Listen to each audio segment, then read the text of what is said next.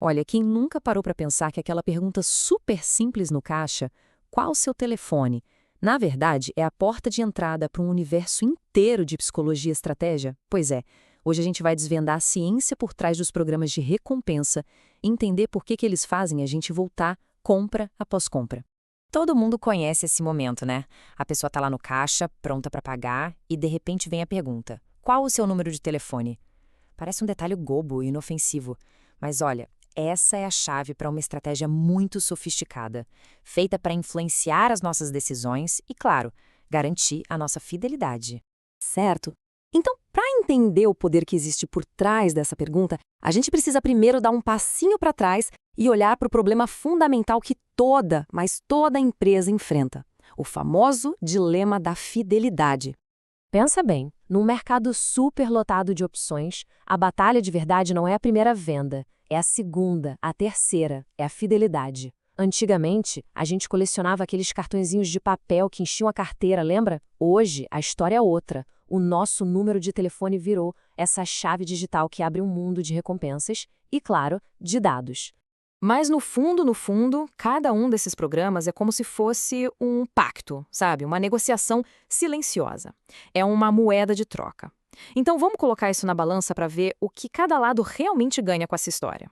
E essa balança é fascinante, porque de um lado o cliente ganha descontos, claro, mas o que muitas vezes pesa mais são as recompensas emocionais, aquele sentimento de ser especial, de ter um status.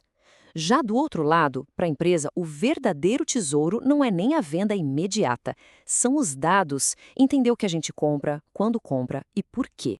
Tudo bem, isso é teoria, mas como é que isso funciona no mundo real? Vamos dar uma olhada num caso super interessante de uma empresa que reinventou seu programa de fidelidade e teve resultados, olha, incríveis. É o caso do Titan Encircle.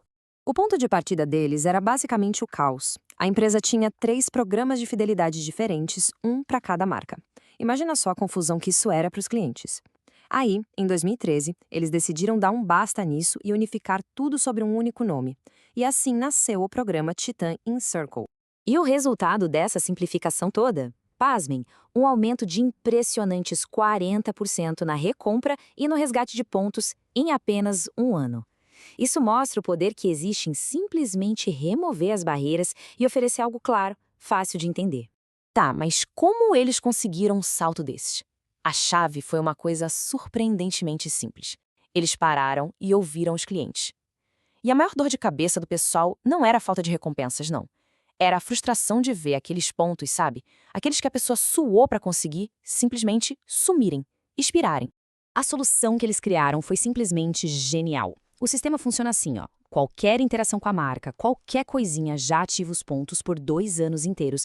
E o mais importante, se a pessoa interage de novo, o relógio de 2 anos zera e começa a contar tudo de novo.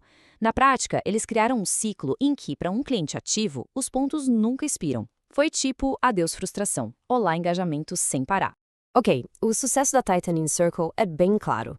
Mas, tirando esse exemplo, como uma empresa sabe se o programa de fidelidade dela é um investimento inteligente ou só mais um custo?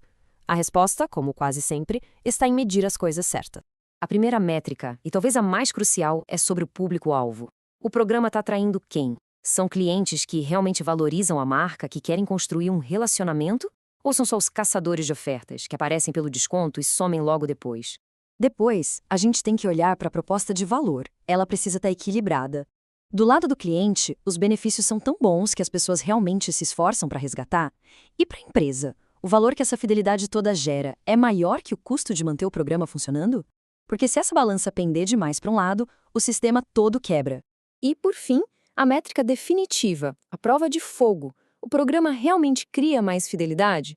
Com o passar do tempo, os membros do programa estão gastando mais? Eles voltam com mais frequência? Ficam clientes por mais tempo do que quem não participa do programa? Se a resposta para isso for não, bom, aí tem alguma coisa fundamentalmente errada. E aqui entra a grande verdade sobre tudo isso. Um programa de fidelidade não é uma promessa escrita em pedra. Pelo contrário, ele é um organismo vivo. Precisa estar sempre se adaptando às novas necessidades dos clientes. Se não fizer isso, ele corre um risco enorme de se tornar irrelevante e simplesmente ser deixado de lado. E isso tudo deixa a gente com uma reflexão final. Pensando naquele programa de recompensas que a gente mais usa no dia a dia, será que ele foi mesmo desenhado para valorizar a nossa lealdade? Ou será que o principal objetivo dele é, na verdade, coletar nossos dados? A resposta para essa pergunta diz muito sobre o tipo de relação que a gente constrói com as marcas que escolhemos.